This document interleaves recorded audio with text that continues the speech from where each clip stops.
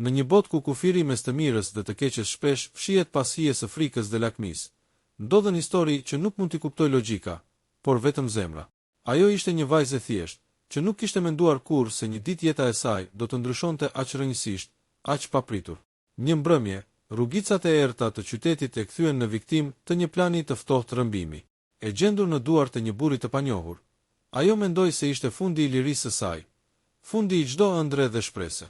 Por, pas maskës së ashpër dhe syve të ftohtë të rrëmbyesit, ajo zbuloi diçka që nuk e priste, një mbrojtës. Ai nuk e kishte rrëmbyer për ta shitur, as për ta lënë në duart e bandave të tjera, por për ta shpëtuar nga një botë edhe më e errët, ku shpirti i saj do të coptohej për jetë.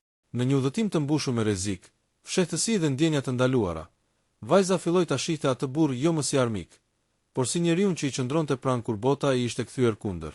Dhe aty, në mes të frikës dhe pasigurisë, lindi diçka e pamundur, dashuria.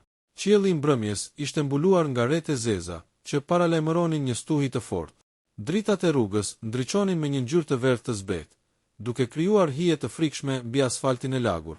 Alma, një vajzë 22 vjeçare, ecte shpejt përgjat bulevardit kryesor, duke mbajtur çantën pranë trupit sikur të ishte pasuria e vetme që zotëronte. Kishte dalë nga universiteti pak më vonë se zakonisht, dhe ndonë se qyteti nuk ishte i panjohur për të. Në ajër ndjente një lloj frike që nuk dinte ta shpjegonte. Në kthesën pranë një ndërtese të braktisur, dy burra të panjohur u shfaqën papritur. Njëri prej tyre, i gjatë, me sytë e errët dhe të akullt, i bllokoi rrugën. Tjetri, më i shkurtër, por me trup të fuqishëm, i afrohej ngadalë nga mbrapa. Alma ndjeu panik. Shpina ju mbush me djersë të ftohta. Ajo u përpoq të kthehej, por një dorë e rëndë ju hodh mbi gojë, duke ja mbytur klithmën. Mos bërtit, pëshpëriti i panjohuri. Do të jetë më keq për ty. E tërhoqën zvarr drejt një furgoni të zi, të parkuar pak metra më tutje.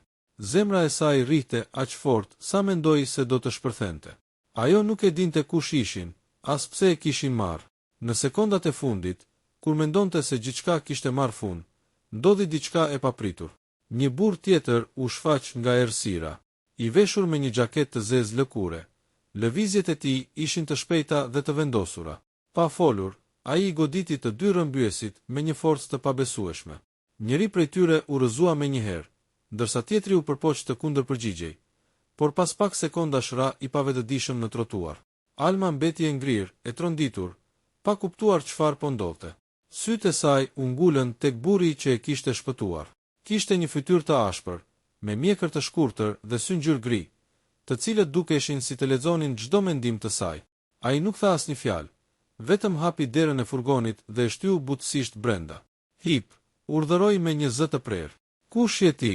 Dridhej ajo, duke e shikuar me frikë. Pse më merr? Nuk e kohë për pyetje, ja ktheu ai. Nëse do të jesh gjallë nesër, duhet të më dëgjosh. Alma ndjeu një përzierje të çuditshme frike dhe sigurie. Burri nuk i ngjante rrëmbyesve që sapo kishte parë. Kishte një autoritet ndryshe, një lloj mbrojtjeje të ftohtë, por që jepte ndjesinë se nuk do ta linte të dëmtohej. Furgoni u nis me shpejtësi, duke kaluar rrugët e ngushta të qytetit. Alma e mbante frymën, syt i mbusheshin me lot, por brenda saj linte një pyetje. Pse ky burr po e shpëtonte, por njëkohësisht po e merrte peng? Kur furgoni ndaloi, ndodheshin në një shtëpi të izoluar në periferi të qytetit. Muret e larta dhe porta e rëndë prej hekuri e bënin vendin të dukej më shumë si një fortesë se sa si shtëpi. Burri i hapi derën dhe e ftoi të zbriste. Ku jemi? Pyeti ajo me zë të dridhur. Në një vend të sigurt, tha ai. Për momentin, kjo është e vetmja gjë që duhet të dish. Ai e futi brenda, në një dhomë të madhe me dritare të mbuluara nga perdet e errta. Në tryez kishte ujë dhe pak ushqim. Alma e kuptoi se nuk kishte rrugë tjetër veç se të qëndronte aty. Zemra e saj luftonte mes dëshirës për t'u aratisur dhe një ndjenje të pashpjegueshme sigurie që i jepte ky burr misterioz. Kush je ti? Guxoi të pyeste më në fund. Burri u ul përballë saj, duke e parë drejt në sy. Emri im nuk ka rëndësi, tha ai. Ajo që duhet të kuptosh është se njerëzit që të ndoqën sot nuk do të ndalen. Ti je shënjestër e tyre. Pse? Sytë e saj u hapën nga tmerri. Unë jam thjesht një studente. Nuk kam bërë asgjë. Ai mori frymë thellë, sikur të përpiqej të gjente fjalët e duhura. Sepse babai yt ka më shumë armiq se sa ti mund të imagjinosh. Alma mbeti pa fjalë. Babai i saj, një biznesmen i njohur, gjithmonë kishte refuzuar të fliste për punët e tij. Ajo nuk e kishte menduar kurrë se në hijen e suksesit të tij fshiheshin rreziqe kaq të mëdha. Atëherë, ti je një nga njerëzit e tij? Pyeti ajo me ngurrim. Burri i qeshi hidhur. Jo, unë nuk punoj për baban tënd, por të mbroj nga ata që duan të përdorin kundër ti. Alma ndjeu se trupi i saj po lëkundej mes frikës dhe një lloj respekti të pavullnetshëm. Kishte diçka në zërin e tij që i jepte besim, edhe pse nuk e njihte. Ditët që pasuan ishin të mbushura me tension. Alma jetonte mbyllur brenda asaj shtëpie, ndërsa burri misterios kujdesej për gjithçka: ushqim, mbrojtje, informacion. Ai nuk fliste shumë, por kur e bënte, fjalët e tij kishin peshë. Ajo filloi ta shihte ndryshe, fillimisht si rrëmbyes, pastaj si roje, e më vonë si një njeri që kishte sakrifikuar gjithçka për ta mbajtur të gjallë. Netët ishin më të vështirat. Alma shpesh zgjohej nga makthet, duke kujtuar dorën që i mbulonte gojen dhe furgonin e zi. Në ato çaste, ai gjendej aty, ulur pranë derës, vigjilent si një ushtar. Nuk i thoshte fjalë të ëmbla, nuk e ngushëllonte siç do të bënte dikush tjetër, por prania e tij i jepte qetësi. Një natë, e mbushur me kuraj, Alma e pyeti: "Pse po e bën këtë? Pse më mbron?" Ai heshti gjatë, pastaj i tha me një zë të ulët: "Sepse dikur humba dik që nuk arrita ta mbroja, dhe nuk do të lejoj që kjo të ndodhë përsëri." Në sytë e tij kishte një dhimbje të thellë, një plagë të vjetër që nuk ishte shëruar kurrë. Alma ndjeu një ngrohtësi të çuditshme në gjoks. Frika e saj filloi të zbehej, duke u zëvendësuar nga diçka tjetër. Një lidhje e padukshme po linte mes tyre, edhe pse asnjëri nuk guxonte ta pranonte. Ditët u kthyen në javë. Alma, që në fillim kishte menduar vetëm për aratisje, tani nuk e imagjinonte veten jashtë pranisë së tij. Bisedat e tyre u bën më të gjata. Sytë e tyre shpesh mbeteshin të ngulur tek njëri tjetri më shumë se sa duhej. Një mbrëmje, ndërsa shiu binte me vrull mbi dritaret e shtëpisë, Alma ju afrua dhe i tha: "Ndoshta nuk je aq i ftohtë sa do të dukesh." Ai buzëqeshi lehtë, për herë të parë. "Ndoshta edhe ti nuk je aq e brisht sa mendon." Në atë moment, ajo e kuptoi se ishte në prag të një ndjenje që nuk kishte asgjë të përbashkët me arsyen. Një dashuri e ndaluar, e lindur në mes të frikës dhe dhimbjes, por që i jepte shpresë në errësirë. Dita nisi e qetë, por Alma ndjeu që qetësia ishte mashtruese. Qielli ishte mbuluar me re gri dhe shtëpia, edhe pse e sigurt, duke sikur e mbante frymën nën peshën e një sekreti të madh. Çdo mëngjes ishte i njëjtë. Ai sillte ushqim, kontrollonte perimetrin dhe më pas ulej në heshtje pranë saj. Por këtë ditë, Alma e kishte vendosur të thyente heshtjen. "Nuk mund të qëndroj gjithkohën kështu," tha ajo me zë të ulët, ndërsa luante me gishtat mbi tavolinë. "Po ndihem si e burgosur." Ai ngriti syt nga filxhani i kafes. "Je e burgosur në një farë mënyre. Po të dalësh jashtë, nuk do të jetosh më shumë se disa orë." "Atëherë çfarë jete është kjo?" Ja ktheu ajo me nervozizëm. "Të ri në një dhomë, të shoh vetëm ty dhe të pres që bota të më haroj." Ai nuk u zemërua. Përkundrazi, sytë e tij u zbutën, si të kuptonte dhimbjen që ajo mbante brenda. "Ndonjëherë të jetosh është më shumë se të kesh liri." Fjalët e tij i ngelën në mendje. Ishin të thjeshta, por të rënda. Alma nuk e dinte se çdo gjë që thoshte ai kishte peshë. Ai nuk fliste kot, nuk e mbushte ajri me fraza boshe. Çdo fjalë dukej si një plagë e hapur që vinte nga e kaluara. Pasdite, ndërsa rinin në dhomën kryesore, Alma e pyeti përsëri: "Pse nuk më tregon emrin tënd?" Ai heshti për pak, pastaj tha: "Sepse emrat krijojnë lidhje, dhe lidhjet janë të rrezikshme." "Po ne tashmë kemi një lidhje," ja ktheu ajo pa u menduar. Ai e pa drejt në sy. Për disa sekonda, heshtja mes tyre u mbush me një elektricitet të padukshëm. Alma ndjeu zemrën t'i rrihte më shpejt. Ajo nuk e dinte nëse ishte guxim apo marrëzi, por nuk e tërhoqi fjalën mbrapsht. "Më quajnë Arben," tha ai më në fund, si të dorëzohej. Por ky emër nuk të thot asgjë. Ai përket një njeriu që s'ekziston më. Alma e ndjeu se kishte prekur një plagë të thellë, por gjithashtu e ndjeu se kishte thyer një mur. Tani, për herë të parë, ai nuk ishte më thjesht rrëmbyesi i saj, por një njeri me një të shkuar, me dhimbje, me mister. Natën e asaj dite, një zhumë e fortë jashtë shtëpisë i zgjoi të dy. Arbeni reagoi menjëherë, duke kapur armën nga sirtari i pranë derës. "Qëndro këtu, mos lëviz," i tha ashpër. Alma mbeti në errësirë, duke e dëgjuar si lëvizte me hapa të qetë, por të vendosur. Zemra i rrihte aq fort, sa mezi merrte frym. Pas disa minutash, ai u kthye. Kishte balt në çizme dhe fryma i vinte e rënd. Ishin ata, tha ai. Po na gjurmojnë. Nuk do të jemi të sigurt gjatë. Alma ndjeu një val frike që e përplasi si dall. Çfarë do të ndodh me mua? Arbeni u afrua, duke i vënë dorën mbi sup. Ishte hera e parë që ai e prekte me një butësi të tillë. Do të mbroj. Çfarë do që të ndodh? Në atë moment, sytë e tyre u kryqëzuan. Dhe aty, mes frikës dhe ankthit, Alma ndjeu një gjë që nuk do ta pranonte dot lehtë, besim. Një ndjenje që po e tërhiqte drejt tij si magnet. Ditët që pasuan u kthyen në një luftë për të mbijetuar. Arbeni e çoi Almen në një vend tjetër, një kasolle të braktisur në mal. Udhëtimi ishte i gjatë dhe i vështirë. Ajo nuk ishte mësuar me terren të tillë, por ai gjithmonë ishte pranë saj, duke i ofruar dorën, duke ngritur kur rrëzohej, duke mbuluar me xhaketën e tij kur ftohej. Në një moment, ndërsa po ngjiteshin një shteg të ngushtë, ajo u rrëzua. Këmba ju lëndua dhe nuk mundi të çohej. Arbeni u ul pranë saj dhe pa menduar, e mori në krah. Nuk e pse ta bësh këtë, përshpëriti ajo, me fytyrën e skuqur. Po të lë, nuk do të mbërim gjallë, ju përgjigj ai shkurt. Por toni i tij nuk ishte më aq i ftohtë. Ishte një butësi e fshehur në zë, një dhimbje që ai nuk mund ta fshihte.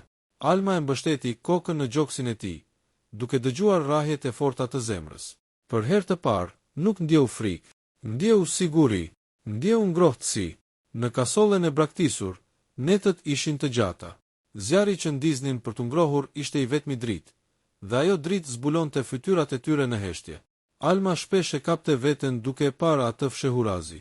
Nuk ishte vetëm fytyra e tij e ashpër që e tërhiqte, por mënyra se si qëndronte, gjithmonë vigjilent, gjithmonë gati për të sakrifikuar gjithçka për të. Një mbrëmje, ndërsa shiu binte fort jashtë, ajo e pyeti: "Pse humbe atë personin që doje?" Arbeni e uli kokën. Për një kohë të gjatë nuk foli, pastaj tha me zë të thyer: "Ishte motra ime. Bandat që tani të ndjekin ty, e përdorën atë kundër meje. Nuk arrita ta shpëtoj, dhe ky faj më ndjek çdo ditë." Lotët i mbushën syt Almes. Ajo nuk e priste një rrëfim të tillë. Pa menduar, i mori dorën dhe e shtrëngoi. "Nuk është faji yt," tha ajo me ngulm. "Ti po bën gjithçka që mundesh."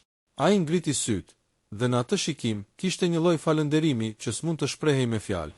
Ditë pas dite, kufiri mes viktimës dhe mbrojtësit filloi të zhdukej. Alma nuk e shihte më Arbenin si rrëmbyes. Ai ishte njeriu që i rinte pranë kur ajo kishte makthe, që i sillte ujë kur ishte etur, që i tregonte se si të ndiste zjarrin apo të gjente ushqim në pyll. Një natë, ndërsa flinin afër zjarrit, ajo ju afrua dhe i tha: "Arben e di që ndoshta është çmenduri, por unë ndihem më e sigurt me ty se kudo tjetër në botë." Ai e pa me sy të lodhur, por plot nxehtësi. "Nuk duhet të ndihesh kështu. Unë jam njeriu i gabuar." "Jo," tha ajo duke tundur kokën. "Ndoshta je i vetmi i duhur."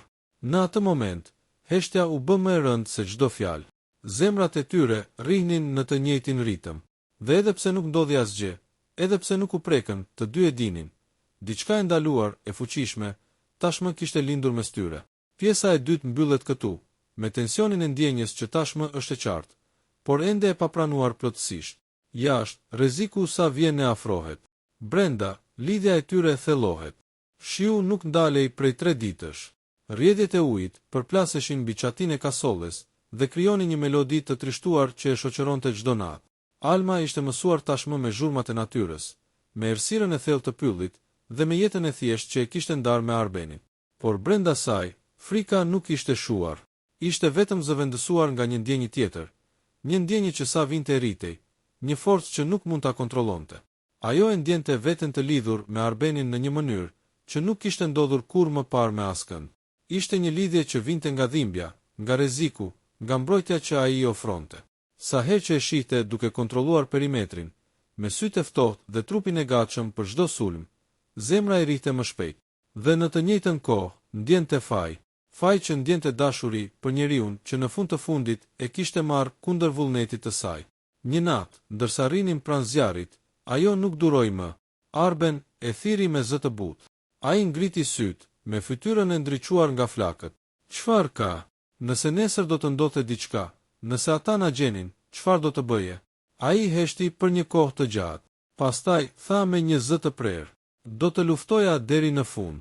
Do të mbrojja, çfarëdo që të ndodhte. Lotët ju mbushën syve të Almës.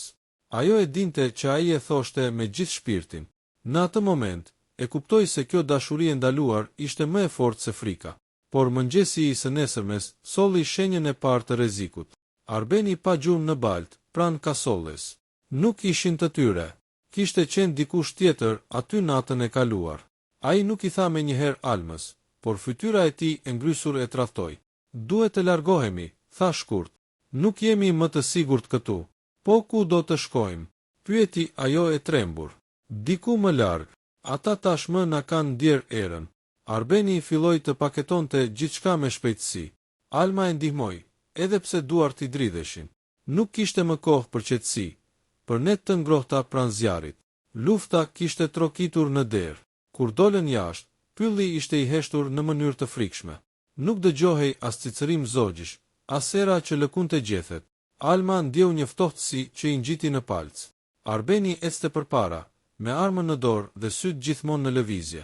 Ajo e ndiqte nga pas, duke u përpjekur të mos bënte zhurmë. Pa pritur, një krismë armësh ushtoi në ajër. Plumbat goditën trungjet pranë tyre. Alma klithi, por Arbeni e kapi për dorë dhe e tërhoqi me forcë. Vrapo, bërtiti ai. Të dy vrapuan me spemëve, duke shmangur plumbat që binin si shi. Zemra e Almës i rrite aq fort sa mendoi se do të ndalej, por dora e Arbenit nuk e linte kurrë të humbiste drejtimin. Ai ishte udhërfyesi i saj, buroja e saj. Arritën tek një shpellë e fshehur mes shkëmbinjve. Arbeni e shtyu brenda dhe mbuloi hyrjen me degë. Qëndro këtu, mos lëviz, i tha me frymën e rëndë. Po ti. Sytë e saj ishin të mbushur me frikë. Duhet t'i mbaj larg.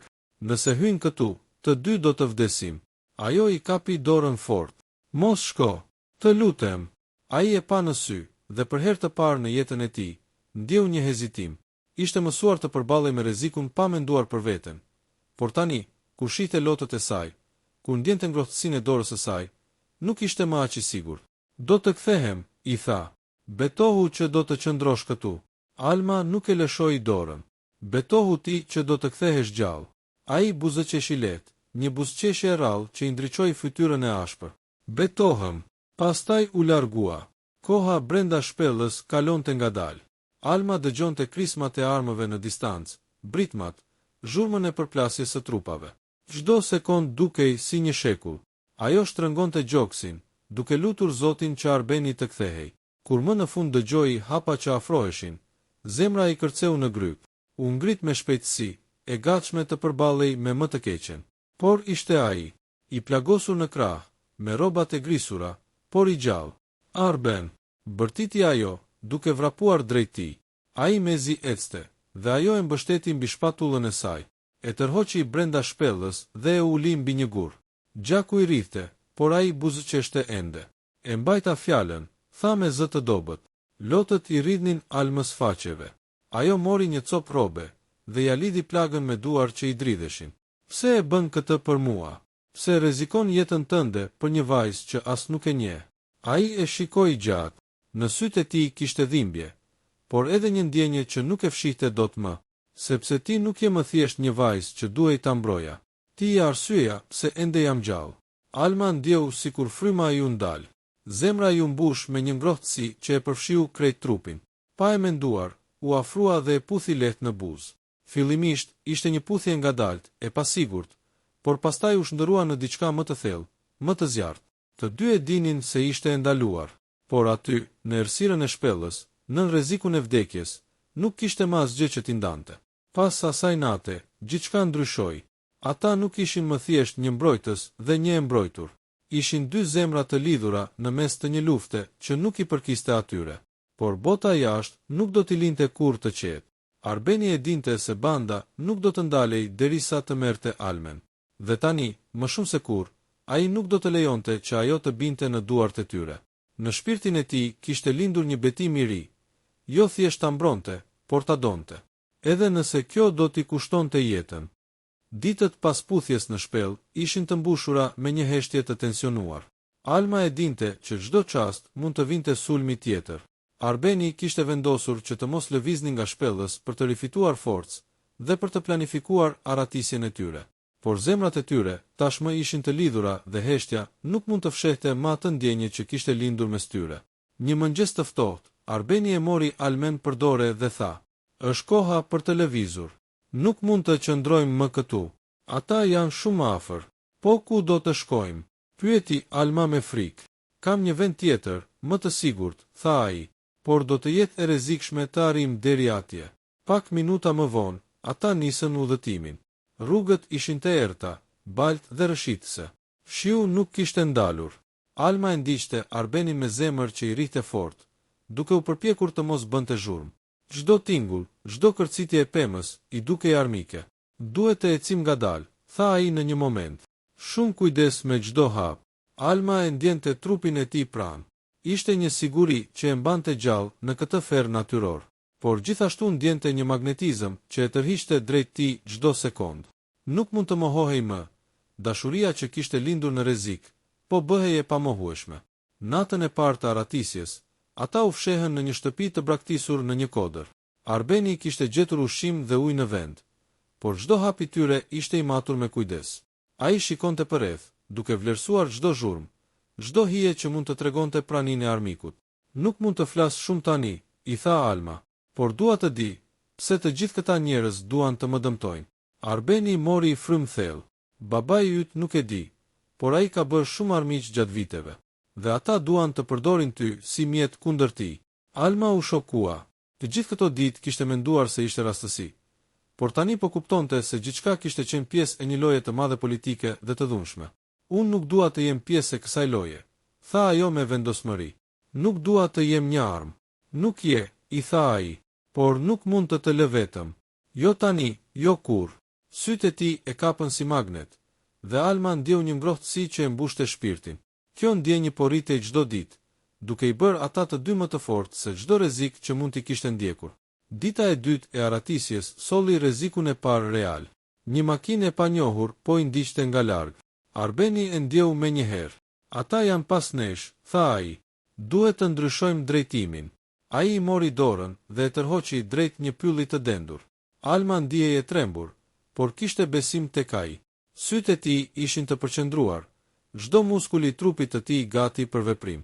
Për herë të parë, Alma kuptoi se kjo nuk ishte më thjesht mbrojtje, ishte luftë për jetën e tyre. Kur makina ndaloi pranë shtegut, dy burra zbritën me armë. Arbeni nxori armën dhe i përballoi. Alma qëndroi pas tij, duke e parë çdo lëvizje. Zemra i rrihte me një ritëm të çmendur. "Largoju!" bërtiti Arbeni, dhe një shkrepje armësh shpërtheu në ajër. Alma u mbulua pas një peme, duke ndjerë dridhet e plumbave që kalonin pranë saj. Kur zhurma u qetësua, Arbeni kishte neutralizuar kërcënimin, por ishte i lodhur dhe i plagosur lehtë. Alma e mbështeti, duke e shtrënguar fort. "Nuk ka rëndësi," i tha ajo me zë të ulët. "Ne jemi ende gjallë." Ai e pa dhe buzëqeshi për herë të parë pa fshehur dhimbjen. "Po," tha ai, "por nuk do të jetë gjithmonë kaq e lehtë." Ditët kalonin, dhe çdo hap drejt vendit të sigurt ishte i rrezikshëm, por gjatë këtij udhëtimi, lidhja e tyre u bë më e fortë. Ata flisnin pak, por çdo fjalë kishte peshë. Çdo shikim, çdo prekje, çdo kujdes i vogël tregonte se dashuria e tyre nuk ishte thjesht emocioni i momentit, por një lidhje që po lulëzonte mes rrezikut dhe sakrificës. Një natë, ndërsa pushonin në një pemë të madhe, Alma e pyeti: "Arben, a kur ke menduar për një jetë normale?" Ai e pa gjatë, pastaj tha: "Jo, jeta ime nuk ka qenë kurrë normale, por që kur të takova ty, ndoshta mund të imagjinoj diçka tjetër." Ajo e pa me habi dhe buzëqeshi. Ishte një rrëfim i rrallë nga ai, një dritë e vogël në errësirën që kishte rrethuar jetën e tij. "Dhe unë," tha ajo, duke ndjerë zemrën të i rritë fort, "nuk mund të imagjinoj më një jetë pa ty." Arbeni e shikoi dhe për një çast heshti, pastaj e mori dorën dhe e mbajti fort. "Çfarë do që të ndodh," i tha, "do të luftoj për ne." Por rreziku nuk ishte larg. Në një kthes të ngushtë, makina e tyre u ndal, dhe dy burra të armatosur zbresin përsëri. Arbeni reagoi menjëherë, duke i mbrojtur ata dhe duke udhëhequr Almen drejt një strem më të thellë. Çdo minutë ishte një betejë për jetën. Alma kuptoi se kjo aratisje nuk ishte thjesht një udhëtim drejt lirisë, por një provë për dashurinë e tyre. Në mes të këtij kaosi, një gjë u bë e qartë për të dy. Dashuria që kishte lindur mes frikës dhe rrezikut ishte më e fortë se çdo armik që mund t'i ndiqte. Ata kishin vendosur të jetonin dhe të donin, edhe kur bota i vinte përballë vdekjes. Ditët e fundit të udhëtimit ishin më të rënda se gjithçka që Alma kishte përjetuar më parë. Qielli ishte gjithmonë gri, erë e fortë që lëkunte pemët dhe baltë që ngjitështëmbate çdo hap. Arbeni e udhëhiqte, por ndonse ai duke i fortë, Alma e ndjente tensionin në çdo lëvizje, në çdo sy që ngulte drejt tyre nga hijet e pyllit. Ata janë më të organizuar se ç'mund ta imagjinojmë, i tha ai një mëngjes, duke ndalur për të pushuar. Nuk do të ndalojnë derisa të marrin. Atëherë çfarë bëjmë? Pyeti Alma, duke shtrënguar duart e tij. Nuk mund të vrapojmë përgjithmonë. Duhet të planifikojmë. Ky vend ku do të shkojmë është i sigurt vetëm për pak kohë. Pas kësaj, çdo gabim mund të jetë fatal. Ata e ndoqën një rrugë të fshehur, duke u larguar nga qyteti dhe duke hyrë më thellë në pyllin e dendur. Çdo hapa ishte i matur, çdo shikim, çdo zhurmë, një alarm i mundshëm. Alma e ndjente frikën të përzihej me adrenalinën dhe një ndjenjë të re. Një lidhje të papritur me njeriun që e shpëtoi. Arben e thiri ajo gjatë një pushimi. Kam një pyetje. Ai e shikoi me sytë e lodhur. Po. Nëse ndodh diçka, nëse nuk arrim, dua të di a do të më mbash gjithmonë në mendje. Ai e shikoi gjatë, pa fjalë. Pastaj tha me një zë të ulët dhe të prerë. Gjithmonë, edhe nëse nuk mbijetojmë, ti do të jesh gjithmonë pjesë e jetës time. Alma e ndjeu zemrën tërhequr nga ato fjalë. Ishte një premtim që i mbushte shpirtin me forcë, por gjithçka rreth tyre ishte një luftë që mund t'i ndante në çdo moment. Kur mbërritën në një lugin të fshehur, e kuptuan se nuk ishin të vetmit që e dinin rrugën. Një makinë e zezë i ndoqi, dhe dy burra të armatosur u afruan menjëherë. Arbeni reagoi me shpejtësi, duke nxjerr armën dhe duke marrë pozicion mbrojtës. Alma qëndroi pas tij, duke ndjerë tensionin të përshkonte çdo qelisë të trupit. Kjo është më e rrezikshme se çdo gjë që kemi përjetuar, i tha ai, duke mbajtur të fshehur pas një shkëmbi.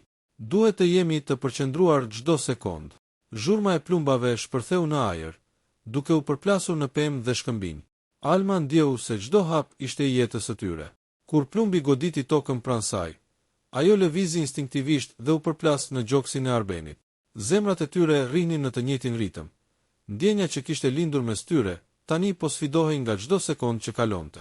Pas disa minutash të tmerrshme, Arbeni kishte neutralizuar kërcënimin, por ai ishte i lodhur dhe i plagosur lehtë. Alma e mbështeti dhe ju afrua fytyrës së tij. Nuk mund ta besoj që je gjallë, tha ajo me zë të dridhur. Nuk ka rëndësi sa plag kam, tha ai me një buzëqeshje të lodhur. Sa më shumë të mbroj ty, aq më shumë ndjehem gjallë. Në mbrëmjen e asaj dite, ata gjetën një streh të re, një kasolle të vogël në pyllin më të thellë. Arbeni e kontrolloi gjithçka me kujdes, duke vendosur çdo gjë në mënyrë që të siguronte mbrojtjen maksimale. Alma ndjeu lehtësim, por vetëm për pak, sepse e dinte që rreziku nuk kishte mbaruar ende. Arben, i tha ajo ndërsa rrinte pranë zjarrit, ne kemi kaluar shumë, dhe unë nuk mund të mohoj më ndjenjat e mia për ty. Ai e shikoi gjatë, heshti pak, dhe pastaj ju afrua. As unë nuk mund t'i mohoj, por duhet të jemi të kujdesshëm. Nuk ka vend për emocione tani, por emocioni është ajo që na mban gjallë, tha ajo, duke e kapur dorën. Ai heshti për një çast, pastaj e shtrëngoi dorën e saj fort. Ishte një premtim pa fjalë. Sa herë të ishim bashkë, do të luftonin për njëri tjetrin. Dita tjetër solli një sfidë më të madhe. Banda kishte gjetur një informacion të ri dhe po përgatitej për një sulm masiv. Arbeni e kuptoi menjëherë dhe nuk kishte kohë për të trembur. Duhet të dalim nga këtu para se të na gjejnë, i tha ai Almes. Ata nisën rrugën për në një vend të sigurt më të largët, duke kaluar përmes pyjeve të dendura dhe lumenjve të ftohtë. Alma ishte e lodhur, por nuk e linte dorën e tij. Çdo hap i saj, çdo frymëmarrje ishte e lidhur me mbrojtjen e tij. Në një moment, ndërsa kalonin një urë druri mbi një lumë të egër, Arbeni humbi ekuilibrin dhe ra në ujë. Alma bërtiti, por ai arriti të kapë një deg dhe të ngjitet përsëri. Ishte një moment që tregonte forcën dhe guximin e tij, por edhe rrezikun që i shoqëronte çdo hap. Nuk mund të humbas, tha ai me frymë të rënd, duke e parë në sy. Jo kur. Alma e mbështeti fytyrën në gjoksin e tij dhe e përqafoi fort. Nuk kishte nevojë për fjalë. Ata e dinin të dy. Dashuria e tyre ishte forca që i mbante gjallë mes vdekjes dhe rrezikut. Natën e fundit, para arritjes në vendin e sigurt, ata u ndalën për të pushuar pranë një shkure të madhe. Arbeni kontrolloi perimetrin dhe pastaj u ul pranë Almes.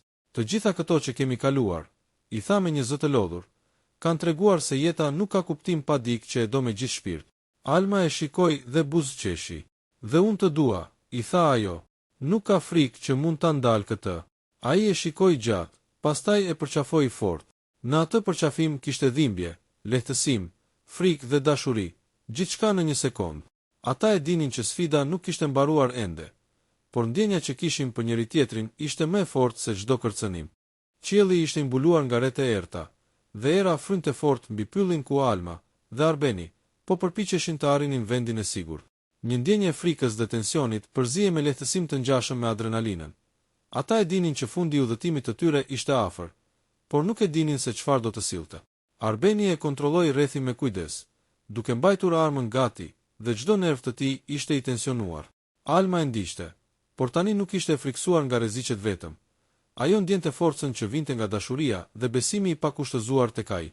Ata nuk do të na lënë të kalojmë lehtë, i tha Arbeni, duke u ulur pas një shkëmbi për të marrë frymë.